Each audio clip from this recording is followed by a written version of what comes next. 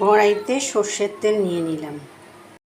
বেগুনগুলো নুন হলুদ মাখিয়ে রেখেছিলাম, হালকা করে ভেজে নেব। তার তেলেই একটু কালো জিরে ফোড়ন দেব আর একটু লঙ্কা বাটা দিয়ে দেব। হলুদ, লঙ্কা গুঁড়ো, নুন, জিরে একটু জলে গুলে নিয়েছি, দিয়ে দেব। মাছগুলো নুন হলুদ দিয়ে মাখিয়ে রেখে দিয়েছিলাম, এবার এতে দিয়ে দেব। ইলিশ মাছগুলো ভাজিনি, কাঁচা কাঁচাই এর ওপর দিয়ে দেব, এই তেলটার ওপর।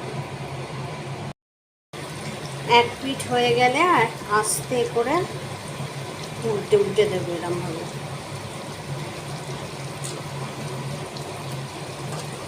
আস্তে করে করে করে সব এক এক করে উল্টে উল্টে দেবো।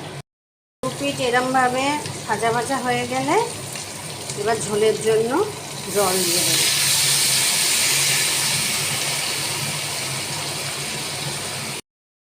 হালকা করে ভাজা বেগুনগুলো দিয়ে দেবো। এই যে আমার দারুণ স্বাদে বেগুন দিয়ে তেলে ঝোলটা কমপ্লিট হয়ে গেছে।